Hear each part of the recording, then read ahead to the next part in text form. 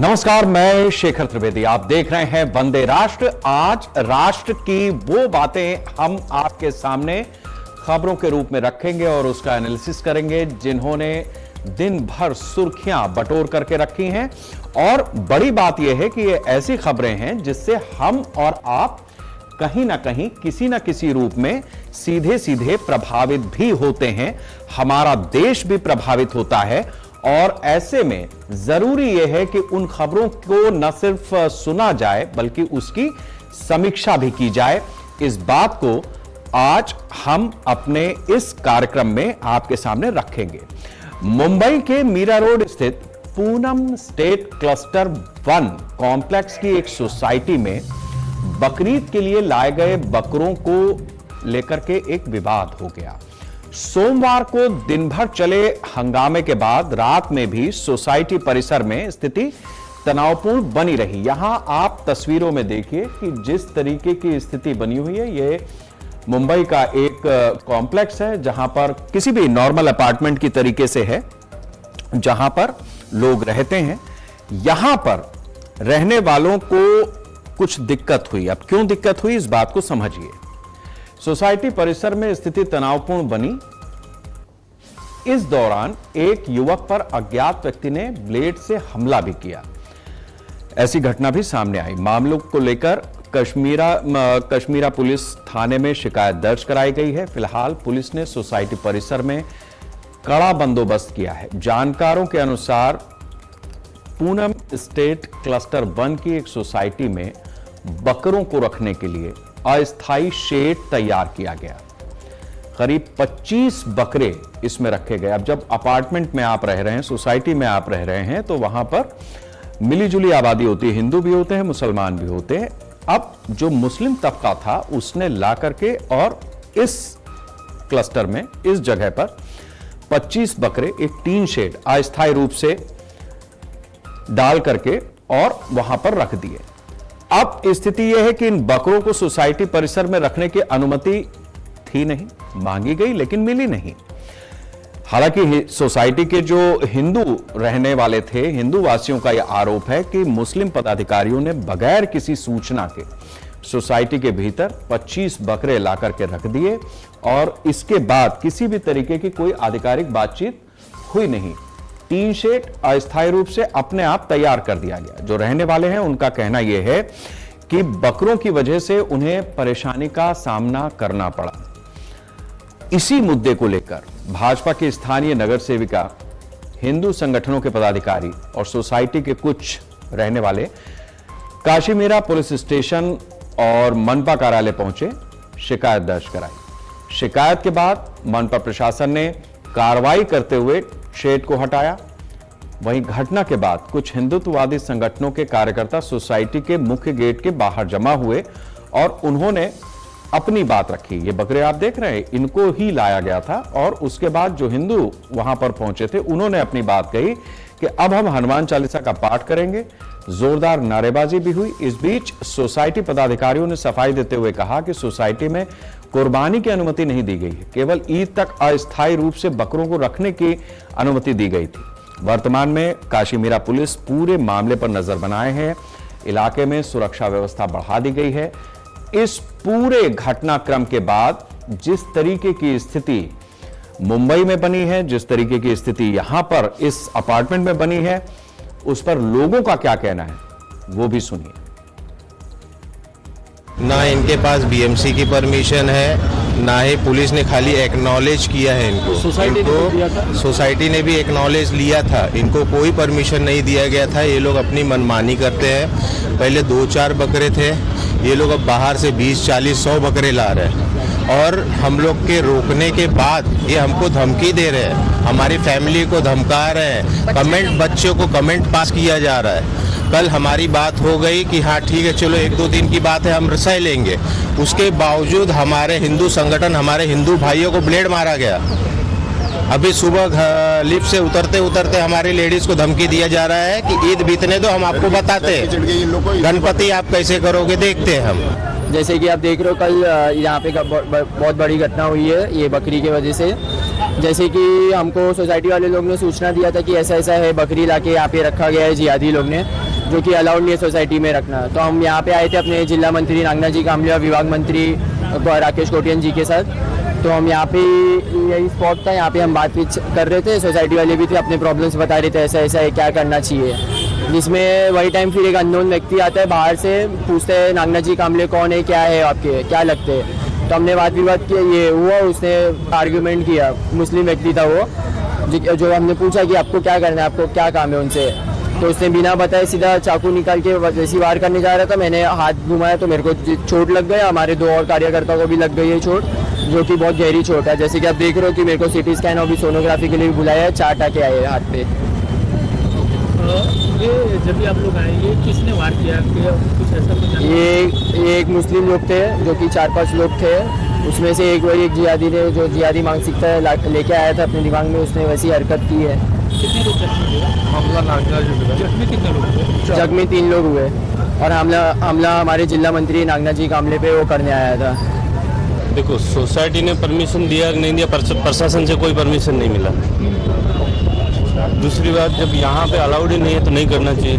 मिलजुल के रहने की, हिंदू मुस्लिम का मिलजुल के रहना है, तो ये चीज़ नहीं होनी चाहिए। अब ये सब होने से क्या होगा, पहले भी ये बिल्डिंग के अंदर रेशवे जो था वो 30-70 का था, आज 50 से क्रॉस हो गया है। लोग यहाँ से प्लान करके जा रहे हैं। कितने बिल्डिंग में रहते हैं, कैसा क्लस्टर 1, 2, 3 3 ही है। ये 3 में ज़्यादा मिक्सअप का, बाकी इतना नहीं है। कितने बकरे रखे थे? वो तो काउंटिंग पता, लेकिन सुनने में आया 40-50 ऐसा सुनने को आया, मैंने देखा नहीं है। कल पालिका ने तोड़ा बकरे? कल तोड़ा है। बकरे की तरह वो आइडिया नहीं, बकरे वो दिखा नहीं। मैं थोड़ा 2 में रहता हूँ। अब जो बात यहां पर कही गई, आपने सुना होगा कि देश में कई जिले ऐसे हैं जिनकी डेमोग्राफी बदल गई है, कई जगह ऐसी हैं जहां पर हिंदुओं की तादाद कम हुई है, मुस्लिमों की तादाद बढ़ गई है। डेमोग्राफिकल चेंज इसी को कहते हैं। इसके ऊपर हमारे देश में गृह मंत्री ने इनिशिएटिव लिया है, इसको लेकर के भी एक तैयारी हो गई। लेकिन बात जहां की हो रही है मुंबई की, ऐसे रिहायशी इलाके में जब बकरे को लेकर के रखा गया, 40 बकरे वहां लाए गए, विवाद हुआ। इसी दौरान एक अज्ञात युवक ने सुअर को लेकर के वो पहुंच गया, पुलिस ने उसे वहां से बाहर कर दिया। हिंदू पक्ष के लोगों का कहना है कि कुर्बानी के लिए जानवरों को रिहायशी इलाके में नहीं लाया जा सकता।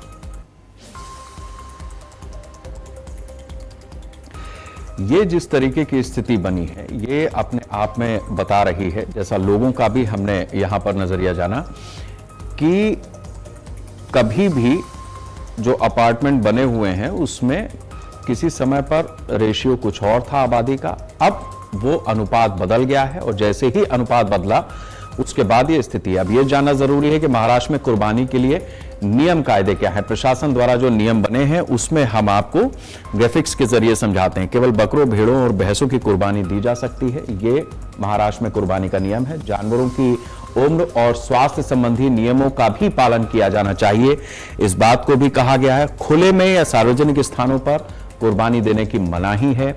महाराष्ट्र में जो नियम है वो हम इस समय आपको बता रहे हैं। निजी स्थानों पर या प्रशासन द्वारा निर्धारित जगहों पर ही कुर्बानी दी जाएगी। कुर्बानी के बाद बचे हुए जो अवशेष होंगे उसको खुले में फेंकने पर प्रतिबंध है। इस कचरे का सुरक्षित निस्तारण करना जरूरी है। महाराष्ट्र में जिस तरीके की स्थिति बनी है उसने लोगों को परेशान किया है। नगर निगम विशेष गाड़ियां और स्थान भी उपलब्ध कराता है कि आप कहां पर कुर्बानी देंगे, कुर्बानी के बाद जो अवशेष बचेगा उसको कैसे डिस्पोज करना है। कुर्बानी की फोटो सोशल मीडिया पर जारी करने पर भी रोक है। महाराष्ट्र में गाय, बछड़े और बैल की कुर्बानी देना गैर कानूनी है। गौवंश की कुर्बानी देना गैर कानूनी है। अब यह भी बात है कि इस पूरे मसले का जिस तरीके से राजनीतिकरण हुआ है उसमें भारतीय जनता पार्टी का क्या कहना है वो भी सुन लेते हैं। नेता, कुछ मुस्लिम नेता प्रयास कर रहे हैं। आपने देखा होगा 3 सप्ताह पहले यहाँ पर इसी प्रकार से यही नया नगर में मिला रोड के एक बस्ती में इसी प्रकार से एक चौकीदार की कैसे हत्या करने का प्रयास हुआ और तत्काल भी मुझे यहाँ आना पड़ा था। जबरदस्ती हिंदू बस्तियों में जाना, वहां पर बकरे काटना, हिंदू वेजिटेरियन जैन परिवार में भीति पैदा करना, ये कदापि हम मान्य नहीं करेंगे। मैंने कबूल किया है, मुंबई महापालिका हो या आसपास की सभी महापालिका में महापालिका की जवाबदारी है कुर्बानी के लिए मार्केट हो, मटन शॉप हो, वहां पर व्यवस्था होनी चाहिए। व्यवस्था कम है तो व्यवस्था बढ़ानी चाहिए, लेकिन कोई भी हाउसिंग कॉम्प्लेक्स में, कोई भी हाउसिंग सोसाइटी में, कोई भी चाली में खुले में बकरा काटने नहीं देंगे। मुंबई में बकरीद पर जिस तरीके का बवाल हुआ, ये कोई पहला मामला नहीं है। इससे पहले भी कई बार इस तरीके के विवाद सामने आ चुके हैं और लोगों के बीच तनातनी हुई है। सवाल ये उठता है कि क्यों बकरीद पर विवाद की नौबत आ जाती है। ग्राफिक्स के जरिए हम आपको समझाते हैं कि आखिर बकरीद पर इस तरीके का बवाल होता क्यों है। इस्लाम में कुर्बानी आस्था और त्याग का प्रतीक मानी जाती है। इसे संवेदनशीलता और स्थानीय नियमों का सम्मान करते हुए पालन करना जरूरी है। जैसा महाराष्ट्र में अपना नियम है, उत्तर प्रदेश में अपना है। खुले या आवासीय इलाकों में कुर्बानी को लेकर के विवाद तब बढ़ता है जब धार्मिक स्वतंत्रता और दूसरे समुदायों के बीच भावनाओं का जो संतुलन है वो बिगड़ जाता है। गौवंश की बलि पर भी विवाद होता है, इस बात को भी हमें समझना होगा। हिंदू धर्म में गाय को पवित्र माना जाता है और जब गौवंश की बलि दी जाती है तो निश्चित रूप से हिंदुओं को अच्छा नहीं लगेगा और यही वजह है कि एक लड़का सुअर लेकर के आ गया। कुछ क्षेत्रों में गौवंश की कुर्बानी दिए जाने की अफवाह भी फैलाई गई और घटनाओं को लेकर दोनों पक्षों में टकराव की स्थिति बन जाती है। तो ये इस तरीके की स्थिति है। प्रशासनिक गाइडलाइंस के बावजूद जब उल्लंघन होता है उन गाइडलाइंस का, तब भी विवाद होता है। कई राज्य सरकारों ने सार्वजनिक स्थानों पर कुर्बानी न देने का नियम बना रखा है, लेकिन बावजूद इसके सार्वजनिक स्थानों पर कुर्बानी दी जाती है। इन नियमों के उल्लंघन से ही अक्सर राजनीतिक और सामाजिक टकराव होता है, जैसा महाराष्ट्र में भी हमें मुंबई में देखने को मिल रहा है। त्योहार मनाने के अधिकार और दूसरों के त्योहारों पर उनकी भावनाओं का सम्मान करना, यह भी अपने आप में महत्वपूर्ण होता है। कई बार छोटी छोटी बातें विवाद का रूप ले लेती हैं, जैसा हमें इस समय मुंबई में साफ साफ दिखाई दे रहा है। आपसी भेदभाव मिटाने के साथ साथ आपस में मिलजुल कर रहने का संदेश दिया जाता है, लेकिन पिछले कुछ समय में देखा गया है कि त्योहारों पर हिंदू मुसलमानों का टकराव बढ़ जाता है। ग्राफिक्स के जरिए हम आपको बताते हैं कि कुछ छोटी छोटी बातों पर अमल करके हम किसी बड़े बवाल को कैसे टाल सकते हैं। यह बात हमारे और आपके लिए बहुत जरूरी है। इस बात को समझिए कि कानून का सम्मान किया जाए। सरकार की तरफ से जो भी बात कही गई है उसको हमें ध्यान में रखना होगा। बिना पुष्ट किए कोई खबर न चलाई जाए। संवेदनशील मुद्दों पर संयम और समझदारी का रखना बहुत जरूरी है। एकता और शांति ही देश की सबसे बड़ी ताकत है। हमें ये बात भी अपने जहन में बैठानी होगी। अफवाहें तनाव बढ़ाती हैं, संवाद समाधान लाता है। यानी संवाद बनाए रखना होगा और तभी भाईचारा बनेगा और विवाद से हमें दूर रहना होगा। शांति, सम्मान और कानून का यही सही रास्ता है। हमारा देश इन्हीं सारी चीजों से मिलकर के तैयार होता है। धर्म से पहले इंसानियत को रखना होगा, अफवाह नहीं, आपसी विश्वास को बढ़ाना होगा, कानून का सम्मान करना होगा, जिससे समाज में शांति बनी रहे।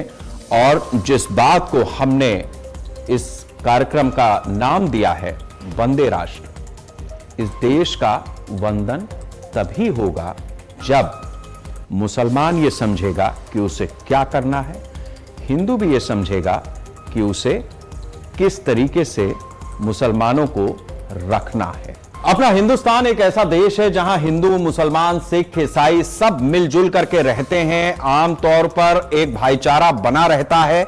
इसमें देश को कहीं किसी तरीके का संकट आता नहीं है। लेकिन कुछ लोग हैं हिंदुस्तान में जो 1947 के बाद आज भी 1947 के लूप में घूम रहे हैं और उनको हिंदुस्तान में रहकर, मतलब यहां का खा करके और पड़ोस का बहुत अच्छा नजर आता है। दूर के ढोल सुहावने होते हैं, इस तरीके से अपने यहाँ एक कहावत कही जाती है। लेकिन शायद उस पीढ़ी को, उन लोगों को यह बात समझ में नहीं आती कि उनके पुरखों ने जो गलती की थी हिंदुस्तान को बांट करके, उसका खामियाजा हमारा पड़ोसी कैसे उठा रहा है। इस बात को अगर उन्होंने समझ लिया होता तो शायद हिंदुस्तान में एक अपार्टमेंट के भीतर 25-50 बकरे लेकर के ना आते और शायद किसी हिंदू को सुअर लेकर के जाने की जरूरत भी ना पड़ती। इन सब के ऊपर प्रशासन, पुलिस को अपनी जिम्मेदारियों को किस तरीके से निभाना है, किस तरीके से तनाव को घटाना है, खत्म करना है, इसकी नौबत ना आती। यह बात मैं इसलिए कह रहा हूं कि 1947 में हमारे इसी हिंदुस्तान को 2 टुकड़ों में बांटकर एक पाकिस्तान पूर्वी बना, एक पश्चिम में आज की तारीख में जिसे हम बांग्लादेश के नाम से जानते हैं। अब चलिए पाकिस्तान पड़ोस का भी हाल समझ लीजिए। पड़ोस का हाल यह है कि जिस तरीके से वहां पर आपस में कटाजुज्ज मची हुई है, पंजाब का आदमी बलूच को पसंद नहीं करता, बलूच पाकिस्तान में अपना हिस्सा ढूंढता रहता है। जिस तरीके से पाकिस्तान अभी ईरान और अमेरिका के युद्ध में बड़ा चौधरी बनकर के और दुनिया के सामने अपने आप को दिखा रहा था कि देखो हम किस तरीके से दोनों देशों के बीच में एक मध्यस्थ का काम कर रहे हैं, वगैरह वगैरह, अपने सैनिकों को नहीं बचा पा रहा है। उड़ गए, धमाका हुआ और उड़ गए उसके 150 सैनिक। स्थिति यह है कि बीएलए की तरफ से दावा किया गया है कि पाकिस्तानी सेना की स्पेशल ट्रेन पर हमला हुआ। अब ये तस्वीरें आप देखिए, धमाके के बाद ट्रेन की बोगियां पलट गई, अफरा तफरी पूरे इलाके में मच गई। इस हमले की जिम्मेदारी बीएलए यानी बलूच लिबरेशन आर्मी ने ली है। बलूच अपनी तरह से पाकिस्तान में अपने हिस्से को खोज रहे हैं और उसी खोज का नतीजा है ये तस्वीरें। ये तस्वीरें बता रही हैं, आप गौर से देखिए किस तरीके से एम्बुलेंस पहुंची हैं, जिन्होंने वहां पर जो सैनिक थे उनको उठाया है, ढोया है और अस्पताल तक ले गए। प्रत्यक्षदर्शियों का यह भी मानना है कि जिस तरीके से धमाका हुआ है वो अपने आप में यह बताने के लिए काफी है कि पाकिस्तान किस तरह के दुर्दिन से गुजर रहा है। एक कार खड़ी है, उसमें ब्लास्ट होता है, बगल में ट्रेन है, उस ट्रेन में सैनिक हैं, पर खच्चे उड़ गए। ट्रेन की पटरी का आता पता नहीं, ट्रेन की बोगी का आता पता नहीं। लोग क्या कह रहे हैं वो अपने कानों से सुन लीजिए। बहुत बड़ा ब्लास्ट हुआ। ब्लास्ट होने के बाद बाहर आके देखा तो ट्रेन पे काफी ज्यादा लग गया जैसा, जिसकी वजह से बहुत सारी कैजुअल्टी हुई है, बहुत सारी गैर डैमेज हुए हैं। इसके अलावा जो है शदीद किस्म का माली नुकसान हुआ है, अंदर शीशे वगैरह टूटने से काफी लोग झपसे हुए हैं। इस धमाके के बाद पूरे क्वेटा में हाई अलर्ट घोषित कर दिया गया है। सेना और सुरक्षा एजेंसियों ने इलाके की घेराबंदी शुरू की, घायलों को अस्पताल पहुंचाया गया, रेलवे ट्रैक की जांच शुरू की गई। सोशल मीडिया पर धमाके के वीडियो तेजी से वायरल होने लगे। अब ग्राफिक्स के जरिए हम आपको बताते हैं कि यह हमला हुआ कैसे और हमले के बाद हुआ क्या। जिस तरीके से यह हमला हुआ है उसमें पाकिस्तान में सुबह 8 बजे का वक्त था। 8 बजे यह सैन्य ट्रेन रवाना होती है।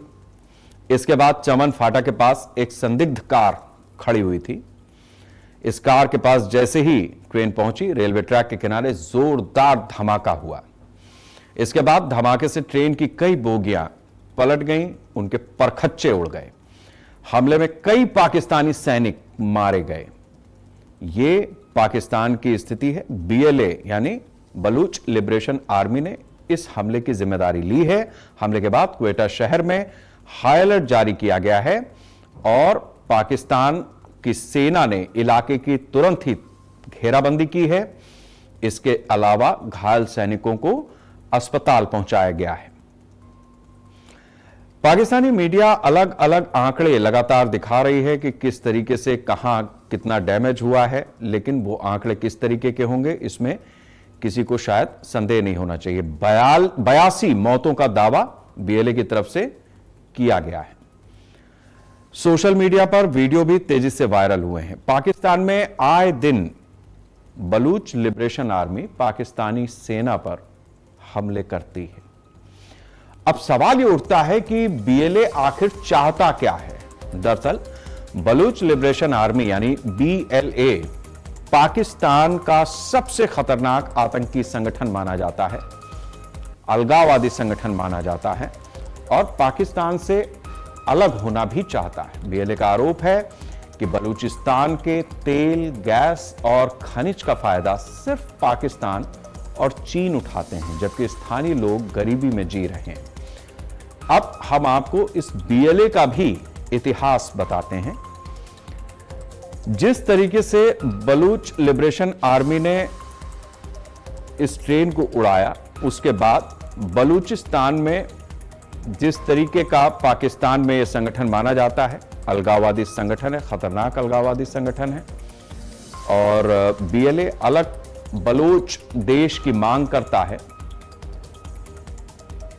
इसके साथ ही यह संगठन पाकिस्तानी सेना का विरोध करता है, क्योंकि पाकिस्तान की जो आर्मी है वो जोर जबरदस्ती पर अलग अलग इलाकों को अपने साथ में जोड़ना चाहती है। वो हिंदुस्तान की तरफ भी ऐसा ही करती है और बलूच की तरफ भी ऐसा ही करती है। बलूचिस्तान को आतंक इसी ताकत के जोर पर अपने हिस्से में मिलाया आतंकी संगठन माना जाता है। बलूचिस्तान सालों से हिंसा झेलता आया है। गैस और जो खनिज है वहां के, उसका फायदा पाकिस्तानी आर्मी या पाकिस्तान के लोग उस तरह से उठाते हैं जिसमें बलूचों का हिस्सा है ही नहीं। इसीलिए बलूच अपने एक अलग देश की मांग करता है, यानी पाकिस्तान एक बार फिर से टूटने की कगार पर है। संगठन पाकिस्तानी सेना का विरोध करता है, क्योंकि जोर जबरदस्ती के जरिए उनके साथ में बहुत ज्यादा अन्याय हुआ है, ऐसा उनका मानना है। बलूचिस्तान हमले के पीछे चीन का भी कनेक्शन जानना जरूरी है। दरअसल बलूचिस्तान सिर्फ पाकिस्तान के लिए ही नहीं बल्कि चीन के लिए भी बेहद अहम है। यहां मौजूद है ग्वादर पोर्ट, जिसे चीन अपने व्यापारिक सपनों का केंद्र मानता है। सीपीईसी परियोजना के जरिए चीन अरब देशों का तेल इसी रास्ते से लाना चाहता है। बीएलए का आरोप है कि इन प्रोजेक्ट से स्थानीय बलोच लोगों को कोई फायदा नहीं मिलता। बलूच समूह चीन विरोधी अभियान चला रहा है। ग्वादर पोर्ट के लिए गैस पाइपलाइन की सुरक्षा एक बड़े मुद्दे के रूप में है पाकिस्तान के सामने भी। सीपीईसी परियोजना बलूचिस्तान से होकर के गुजरती है और इसी वजह से यहां चीन तेल व्यापार का एक नया पैसेज चाहता है, नया रास्ता चाहता है, जिसके लिए बलूच तैयार नहीं है। बलूच समूह चीन विरोधी अभियान भी चला रहा है।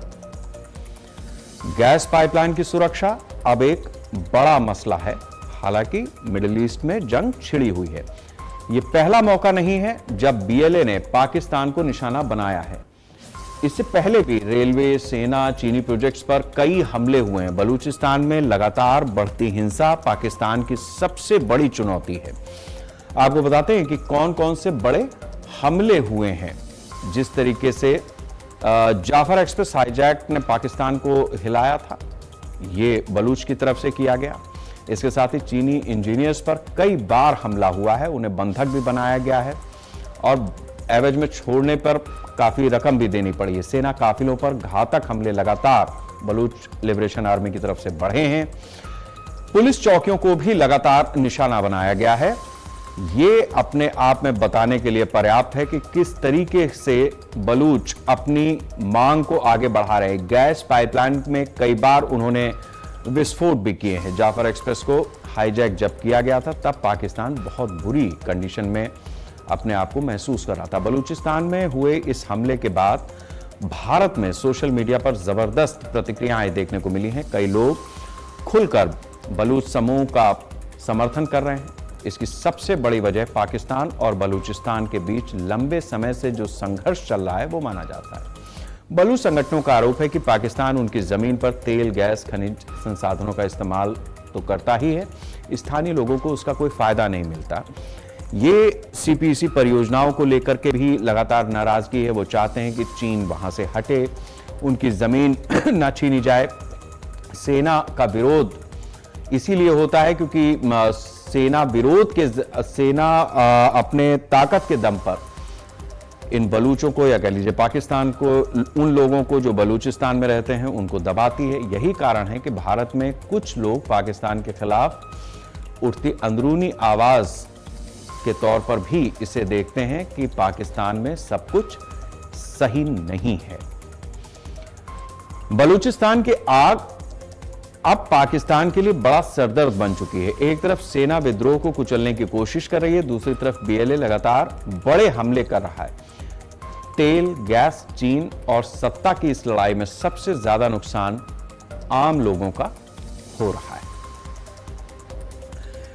जिस तरीके से पाकिस्तान अपने देश को संभाल नहीं पा रहा, जिस तरीके की स्थितियां पाकिस्तान के भीतर बनी हुई हैं, सिर्फ ये बलूचिस्तान की ही बात नहीं है, पाकिस्तान कब 3-4 हिस्सों में बंट जाए, ये पाकिस्तानी आर्मी और पाकिस्तानी सरकार के लिए एक बड़ी चुनौती आज से नहीं जमाने से बना हुआ है ये मसला। और अब जो ताजा घटनाक्रम हुआ है उसमें ये बात और ज्यादा पुख्ता हुई है कि पाकिस्तान की जो आर्मी है या जो वहां के लोग हैं, जो राजनेता हैं, वो दुनिया के मंच पर कुछ भी बताते रहे, लेकिन उनकी अपनी हालत को देखने के बाद दुनिया ये समझ जाती है कि किस तरीके के हालात, किस तरीके से उन्होंने अपने लोगों को परेशान करके रखा हुआ है। तो इसीलिए ये बात, ये खबर आज हमने देश के सामने रखी है कि भारत में जो इस तरीके के एलिमेंट्स हैं, जो डिस्ट्रक्टिव एलिमेंट्स हैं, एक दूसरे की भावनाओं की कदर नहीं करते हैं और ज़रूरत से ज़्यादा होशियार बनते हैं। वो इस बात को समझ लें कि भारत का संविधान की जड़ें कहीं ज़्यादा गहरी हैं और जिस तरीके से हिंदुस्तान बना है उसकी मजबूती के लिए हर इंसान अपने हिस्से की ईमानदारी बरत भी रहा है, और अगर कोई नहीं बरतता है तो समय समय पर उसे सबक भी दिया जाता है। अब हम एक छोटे से ब्रेक के लिए भी रुकेंगे और ब्रेक के बाद जब हम लौटेंगे तब हम इस बात को समझेंगे कि एक पाकिस्तान की सेना का हाल है कि लोग बम धमाकों से उसे उड़ा रहे हैं, अपने ही देश की सेना को, और दूसरी तरफ हमारे देश की सेना है जो एक आम हिंदुस्तानी के लिए क्या कर गुजरती है। अब कश्मीर की खूबसूरत वादियों में है, अपने परिवार के साथ में है, छुट्टियां मनाने गए हैं और ऐसे सैकड़ों फीट ऊंची जगह पर अगर आप फंस जाएं, आप रोपवे के जरिए अपने पर्यटन का आनंद ले रहे हो और वो जगह क्रैक हो जाए, छूट जाए, आपके रोपवे चलना बंद हो जाए, जान सांसत में पड़ जाए, तो फिर क्या होता है। जो कुछ होता है वो गुलमर्ग में नजर आया जब अचानक अफरा तफरी मची, तकनीकी कारणों से रोपवे फंस गया, गोजोला सेवा के बीच हवा में ही रुक गया। करीब 60 से 65 केबिन्स, 320 से ज्यादा पर्यटक हवा में लटक गए।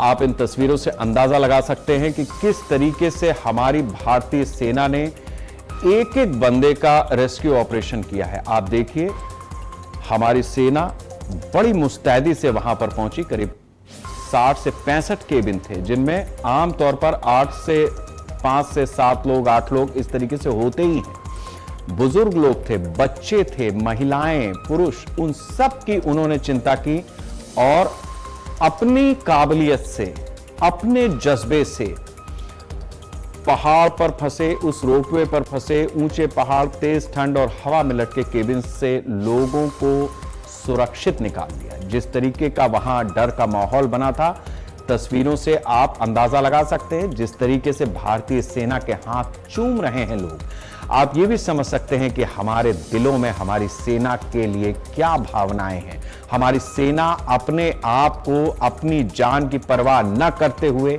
इस 140 करोड़ की आबादी के लिए किस तरीके से जूझ जाती है, ये इन तस्वीरों से ज्यादा बेहतर कोई बयान नहीं कर सकता। ये हम सब के लिए सबक है। हम सब कश्मीर जाते आते रहते हैं। ऐसे केबिन्स में सफर करना, ऐसे रोपवे का आनंद लेना हमारे और आपके पर्यटन का मुख्य शगल होता है। लेकिन तकनीकी वजहों से जो घटना हुई उसके बाद कैसे एक एक व्यक्ति को सलामत धरती तक वापस लेकर के आना है, ये भारतीय सेना के जवानों ने कर दिखाया। रस्सी से लोगों को बांधकर बहुत ही सहजता के साथ में, आसानी से, सुरक्षित तरीके से एक एक बच्चे को नीचे उतारा गया, एक एक महिला को नीचे उतारा गया। इसकी सूचना जब सेना, पुलिस, एसडीआरएफ, एनडीआरएफ की टीमों को मिली, प्रशासन की टीमें तुरंत मौके पर पहुंची और उन्होंने रेस्क्यू ऑपरेशन वहां पर तेज किया। हालात इतने गंभीर थे कि पूरे इलाके को हाई अलर्ट पर डाला गया था। कश्मीर के सबसे बड़े ऑपरेशंस जो चुनौतीपूर्ण रेस्क्यू ऑपरेशंस रहे हैं उसमें से एक ये ऑपरेशन कभी न भूलने वाला ऑपरेशन बना। तकनीकी खराबी की वजह से गोंडोला अचानक रुका। ये जिसको हम रोपवे कहते हैं, जो केबिन्स होते हैं, ये करीब 65 केबिन थे जो हवा में ही लटके रह गए। और इसके बाद जो हमारे सेना के जवान थे, एनडीआरएफ, एसडीआरएफ, इन्होंने 320 से ज्यादा पर्यटकों को एक एक करके बाहर निकाला। ऊंचाई पर फंसे लोगों में अक्सर डर भी होता है कि अब हमारा क्या होगा जब आप ऊंचाई से जमीन की ओर देखते हैं, और वो भी जब पहाड़ी इलाका हो, मौसम ठंडा हो, आप हवा में लटके हों। तब भारतीय सेना, एनडीआरएफ, एसडीआरएफ, हमारा प्रशासन किस तरीके से अपनी मदद के लिए आगे आता है, वो यहाँ पर सेना और एजेंसियों ने एक बेमिसाल उदाहरण के रूप में हमारे और देश के सामने रखा है। हादसे की गंभीरता को देखते हुए भारतीय सेना ने तुरंत मोर्चा संभाला। हाई एल्टीट्यूड वॉरफेयर स्कूल यानी house, SDRF, NDRF, Jammu Kashmir police और जिला प्रशासन ने संयुक्त ऑपरेशन चालू किया। मेजर जनरल पुनीत जोभाल के नेतृत्व में कंट्रोल सेंटर बनाया गया और बचाव के अभियान को आगे बढ़ाया गया। रणनीति बनाई गई। रेस्क्यू टीमों को 2 हिस्सों में बांटा गया। एक टीम ऊपर से नीचे और दूसरी टीम नीचे से ऊपर की तरफ बढ़ी। बर्फीले पहाड़ी रास्तों में तेज हवाओं के बीच रस्सियों के सहारे केबिन्स तक हमारे जवान पहुंचे। करीब 6 घंटे तक ये रेस्क्यू ऑपरेशन चलता रहा। हर मिनट बहुत महत्वपूर्ण और चुनौती भरा था, लेकिन सभी एजेंसियों ने बेहतर तालमेल दिखाया और इस देश के एक एक नागरिक को यह एहसास कराया कि हम जब तक खड़े हैं तब तक बाल भी बांका नहीं हो सकता। ये हमारे देश की सेना की ताकत है। ये हमारे देश के जवानों के लिए हमारे देशवासियों की भावनाएं हैं। जो लोग वहां पर थे, जिस तरीके से उन्हें सुरक्षित निकाला गया, ये भी आपको जान लेना चाहिए कि गोंडोला दुनिया के सबसे ऊंची और लोकप्रिय केबल कार सेवाओं में गिनी जाती है। हर साल हजारों पर्यटक बर्फीले पहाड़ों और एडवेंचर्स का मजा लेने के लिए यहां पहुंचते हैं, लेकिन तकनीकी खराबी से जब इस तरीके की स्थिति बनी, गियरबॉक्स में खराबी की बात सामने आई, तो उसके बाद हमारी सेना ने इस पूरे मोर्चे को संभाला और आगे बढ़कर लोगों को सुरक्षित निकाला। इस ऑपरेशन की निगरानी खुद उपराज्यपाल मनोज सिन्हा ने की। उन्होंने सभी एजेंसियों के साहस और समन्वय की खुलकर सराहना की।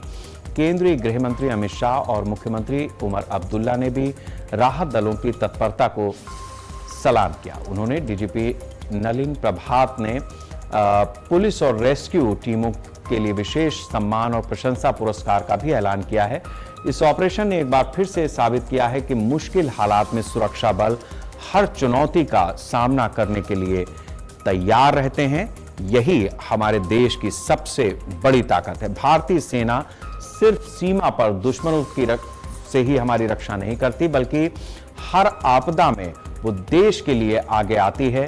चाहे केदारनाथ बाढ़ का मामला रहा हो, कश्मीर में फ्लड आया हो, चेन्नई में बाढ़ आई हो, भूकंप आया हो, उत्तरकाशी में भूस्खलन हुआ हो, ऑपरेशन राहत और ऑपरेशन मैत्री जैसे जो तमाम ऑपरेशन सेना की तरफ से रेस्क्यू के चलाए गए, उसका पूरी दुनिया में लोहा माना जाता है। अब इस ऑपरेशन के बाद जिस तरीके से लोगों का क्या कहना है, ये भी हम सुन लेते हैं। पहाड़ी इलाका, खड़ी चढ़ाई है और कोई कार ऊपर है, कोई नीचे है। केबल कार का रेस्क्यू ऑपरेशन करना जमीन के रेस्क्यू ऑपरेशन से बहुत ज्यादा मुश्किल है। तो आप सब लोग बहुत सारी बधाई, बहुत बहुत मुबारकबाद के हकदार हैं। खाली मुबारकबाद और बधाई से काम नहीं चलेगा। आप जितने भी लोग, चाहे वो थाना पुलिस की नफरी थी जो सबसे पहले आई, एसओजी के लोग थे, बारामूला पुलिस के, जेएंडके आर्म पुलिस की एमआरटी, बाकी अफसरान और खास तौर पे एसडीआरएफ, आप सबका नॉमिनल रोल इकट्ठा किया जाएगा और आप में से जिन लोगों को आज तक डीजीपी जे&के का अकोमोडेशन नहीं मिला है, आप सबको दिया जाएगा।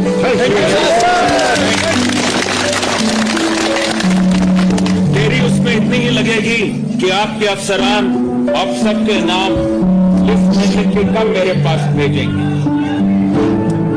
आप में से जितने लोगों को डिस्क मिल चुके हैं उनको डीजी अकोमोडेशन के एवज में और कोई इनामात दिए जाएंगे। उसके बारे में मैं गनी साहब से, जावेद गिलानी साहब से मशवरा करूंगा। मुझे मालूम नहीं कि मैं SDRF को दे सकता हूं अकोमोडेशन या नहीं, लेकिन मैं दूंगा।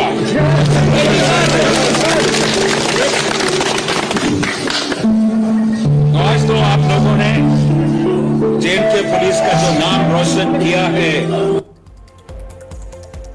तो यह है भारत की सेना और भारतीयों का जज्बा। लेकिन इससे आगे देश में जिस तरीके की हमारी अगली पीढ़ी को तैयार करने की कवायद होती है, जितनी मेहनत वो करती है, उसमें कुछ बदनुमा दाग लगाने वालों की भी कमी नहीं होती है। अक्सर ऐसा हम देखते हैं तब जब हमारे देश में कोई महत्वपूर्ण परीक्षा होने वाली होती है या चल रही होती है, और उसी समय ये खबर आती है कि हमारा पेपर लीक हो गया। देश में परीक्षाओं को आयोजित कराने वाली प्रणाली इस वक्त पूरी तरह से वेंटिलेटर पर है। नीट और CBSE के बाद अब कर्मचारी चयन आयोग SSC की कांस्टेबल GD परीक्षा में भी भारी प्रशासनिक लापरवाही और कुप्रबंधन सामने आया है। परीक्षा केंद्रों पर जिस तरीके से सीट आवंटन की ऐसी ऐतिहासिक गलतियां की गई हैं कि देखते ही देखते उत्तर प्रदेश और बिहार के कई जिलों में स्थितियां बेकाबू हो गई। वो युद्ध का अखाड़ा बन गए। कई जगहों पर भीतर घुसकर के कंप्यूटर और सर्वर तोड़ दिए गए। कहीं नेशनल हाईवे पर चक्का जाम किया गया। स्थिति को नियंत्रित करने के लिए कई जिलों में भारी पुलिस बल तैनात करना पड़ा, मोर्चा संभालना पड़ा। यहां पेपर लीक नहीं हुआ, लेकिन पेपर लीक से भी ज्यादा गंभीर समस्या यह पैदा हुई कि जिन लोगों पर जिम्मेदारी थी कि वो ये GD SSC का करवाएंगे, जिस तरीके से परीक्षा को ऑर्गेनाइज करना है, जो तारीखें हैं, उसको लेकर के उन्होंने अपना पूरा होमवर्क नहीं किया। लिहाजा जब आप किसी परीक्षा की तिथि को अचानक बदल देते हैं और मौके पर लोग पहुंच चुके हों तब बदलते हैं, ये अपने आप में एक गंभीर स्थिति बन जाती है। वही हुआ। लोगों का क्या कहना है वो भी आप सुनिए, किस तरीके से लोगों ने इस घटना पर अपना रिएक्शन दिया है। जब सीट नहीं था तो यहाँ बुलाना ही नहीं चाहिए था। हम लोग कितना दूर से आ रहे हैं, कैसे आ रहे हैं, कितना प्रेशर है, इन सबको तो पता है नहीं। सुबह से 4:30 बजे से हम निकले हैं, लाइब्रेरी से पढ़ के डायरेक्ट पेपर देने आ रहे हैं यहाँ पे। इन सबको तो हालत पता चल नहीं रहा है, चेहरा दिख नहीं रहा है। लड़कों के बोलने से जब कुछ हिल नहीं रहा है तो लड़कियों के बोलने से क्या हिलेगा। यहाँ पे जो तपस्वी लोगों का यहाँ पेपर आया है, यहाँ SSC GD वाला, यहाँ पे लोगों को समझिए 200 किलोमीटर से लोग आए हुए हैं। यहाँ कुछ लोगों का पेपर हो रहा है, कुछ लोगों का हो ही नहीं रहा है। ये कहा नियम है कि जो आधे लोग पेपर में बैठा के पेपर दिलवाया जा रहा है, आधा सीट कह रहे हैं कि मेरे पास सीट ही नहीं है। ये कहा का नियम कानून है। इतना बड़ा कॉलेज है, ये आज का कॉलेज भी नहीं है, बहुत पुराना कॉलेज है। और यहाँ के लोगों की जो है सभ्यता देखिए, पुलिस प्रशासन भी लगी हुई है, उसके बाद एंट्री नहीं मिल रहा, आधे लोगों का पेपर हो रहा है। मैं यही सरकार से निवेदन करूंगा और ये पुलिस प्रशासन जो है इनसे भी मैं निवेदन करूंगा कि जल्दी से जल्दी इसको जो है तो परीक्षा को रद्द करवाया जाए, या तो फिर दूसरा परीक्षा इसको तारीख डेट दिया जाए। इसको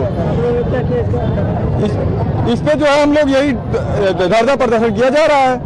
अभी इसके बाद हम लोग और बड़ा आंदोलन करेंगे। अगर नहीं होगा तो फिर गेट के अंदर आंदोलन किया जाएगा। पेपर ये रद्द होगा, इसका मतलब मैं यही चाहूंगा कि पेपर रद्द हो, बस। मतलब ये है, हमारा पेपर 3 बजे एंट्री है, 4:30 बजे गेट क्लोजिंग, 4 बजे गेट क्लोजिंग है। हम लोग यहाँ 3 बजे से आके खड़े, आधे बच्चों का पेपर हो रहा है, आधे बच्चों को अंदर ही नहीं ले जाने दे रहे हैं। बताइए, बोल रहे हैं एडमिट कार्ड जमा कर दो, बाद में आना तुम लोगों को नोटिफिकेशन जाएगा। तो बताइए, इतने दूर से आए हैं, वही से पेट्रोल नहीं मिल रहा है यहाँ पे। बताइए हम लोग, ये बताइए दोबारा नोटिफिकेशन कैसे आएगा, क्या प्रूफ है।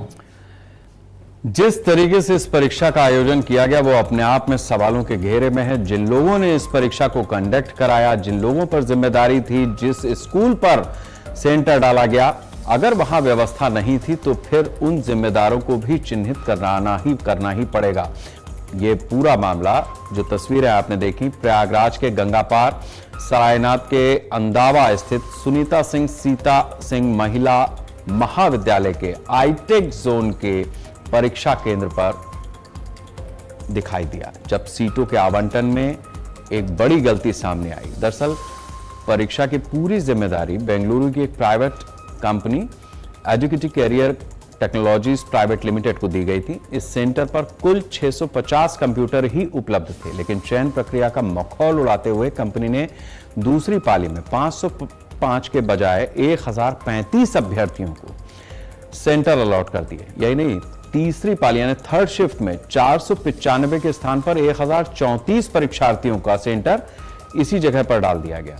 अब जब तय क्षमता से दुगने अभ्यर्थी आ जाएंगे परीक्षा केंद्र पर, तो उन्हें बैठने के लिए सिस्टम नहीं ही मिलेगा, और नहीं मिला। यही वजह है कि वहां पर भयंकर अफरा तफरी मच गई।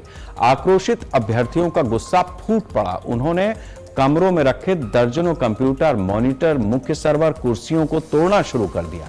तोड़फोड़ की घटनाएं इतनी भयानक थीं कि एसी, कूलर, सीसीटीवी और वाटर कूलर भी क्षतिग्रस्त किए गए। आरोप है कि कुछ छात्र सीपीयू और टीएफसी मॉनिटर उठाकर भागने लगे, जिसमें पुलिस ने एक छात्र को पकड़ा भी। लैपटॉप हाथ में लेकर के भागते हुए कुछ छात्र देखे गए। हंगामा बढ़ा। परीक्षा करा रही प्राइवेट कंपनी के हाथ पांव जब फूले, तो उसने अपनी जिम्मेदारी संभालने के बजाय, कुछ करने के बजाय परीक्षा केंद्र को छोड़ा और छोड़ करके भाग खड़ी हुई। इससे अभ्यर्थियों का गुस्सा और भड़क गया। चित्रकूट, अयोध्या, मऊ, फतेहपुर ऐसे इलाकों से, ऐसे दूरदराज इलाकों से अभ्यर्थियों ने जैन मंदिर के सामने जीटी रोड पर चक्का जाम किया। घंटों यातायात ठप रहा। मौके पर सरायनाथ थानाध्यक्ष Sanjay Gupta, trainee IPS Ishwarlal Gurjar, ACP थरई अरुण पराशर और एसीपी फूलपुर ने भारी पुलिस बल के साथ मोर्चा संभाला। छात्रों को समझाया बुझाया गया, ट्रैफिक बहाल कराया गया और नोटिस चस्पा कर प्रभावित उम्मीदवारों की परीक्षाएं आने वाली तारीखों पर रीशेड्यूल करने का भी आश्वासन दिया गया। इसके बाद छात्र अपने अपने घरों को वापस लौटे। तस्वीरों के जरिए एक बार आप फिर से देखिए कि जिस तरीके से इस परीक्षा को कंडक्ट कराया जाना था, जो कि नहीं हुआ, उसके बाद छात्रों का जो गुस्सा था वो किस तरीके से फूटा।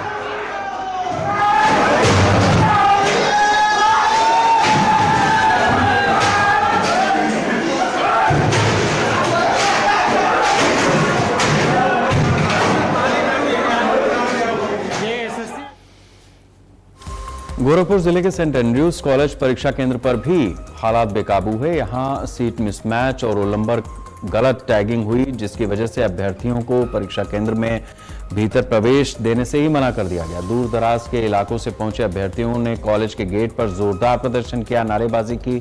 छात्रों की मांग थी कि परीक्षा उनकी उसी दिन उसी समय वैकल्पिक व्यवस्था करके कराई जाए।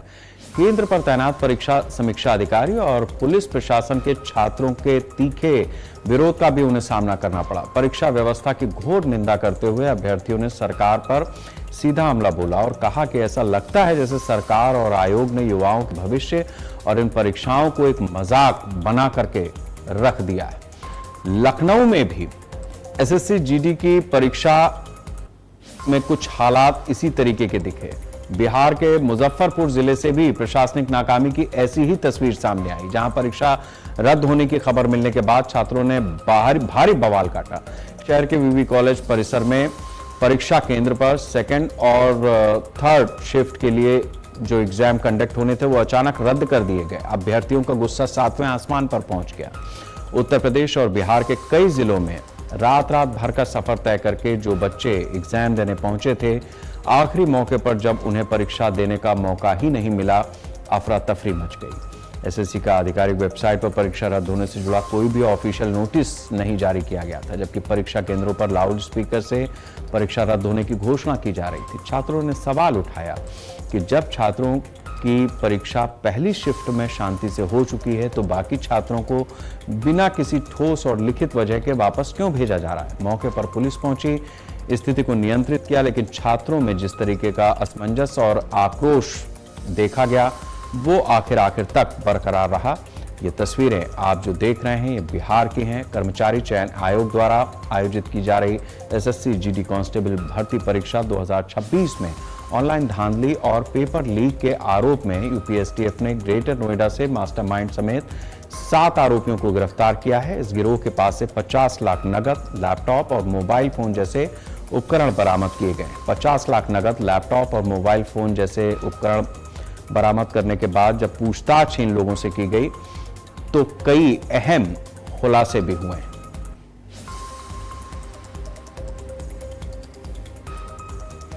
जो 7 आरोपी गिरफ्तार किए गए, इनमें ये गिरोह मुख्य कंप्यूटर सिस्टम या सर्वर हैक नहीं करता था। जिन लोगों ने फर्जीवाड़ा किया, आरोपी सर्वर को बाईपास करके एक नकली प्रॉक्सी सर्वर सेटअप करते थे और स्क्रीन शेयरिंग व्यूअर एप्लीकेशन की मदद से पेपर को परीक्षा केंद्र से बाहर बैठे सॉल्वर सॉल्व करते थे।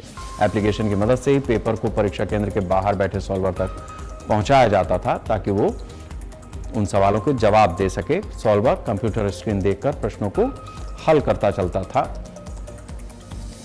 अंदर बैठे अभ्यर्थी को सीधे इस तरीके से उत्तर मिल जाते थे, मतलब पूरा सिस्टम हैक है। बाहर से बैठ करके कोई आदमी जवाब लिख रहा है।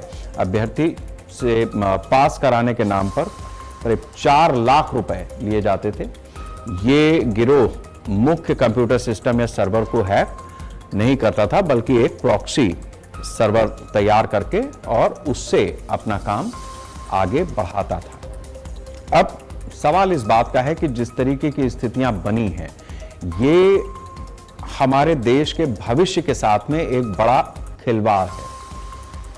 चाहे बिहार हो, चाहे उत्तर प्रदेश हो, उत्तर प्रदेश का कोई जिला हो या देश का भी कोई जिला हो, अगर पेपर लीक होता है या इस तरीके से परीक्षाओं में अव्यवस्था होती है तो यकीन मानिए हमारे सिस्टम पर, हमारे तंत्र पर अगली पीढ़ी का विश्वास कम होता है। और अगर ये विश्वास कम होगा तो निश्चित रूप से देश में अराजक स्थितियां बनेंगी, जो कोई नहीं चाहता है। वो छात्र भी नहीं चाहते हैं जिन्होंने इस तरीके का उपद्रव किया है, लेकिन उनके सामने परिस्थिति इस तरीके की है जिससे उनके सामने कोई विकल्प नहीं दिखता है, उनको कोई सही जवाब देने वाला नहीं है। जिस एजेंसी को ठेका दिया गया है उसने क्या सोचकर क्षमता से अधिक परीक्षार्थियों को वहां पर बुला लिया, इन सारी चीजों का अगर सवाल जवाब वक्त रहते नहीं होगा तो निश्चित रूप से ये स्थितियां देश के लिए घातक होंगी, अराजक होंगी। ऐसी स्थितियां ना बने, इसके लिए हम सबको सचेत रहना होगा। फिलहाल आज वंदे राष्ट्र में इतना ही। नमस्कार।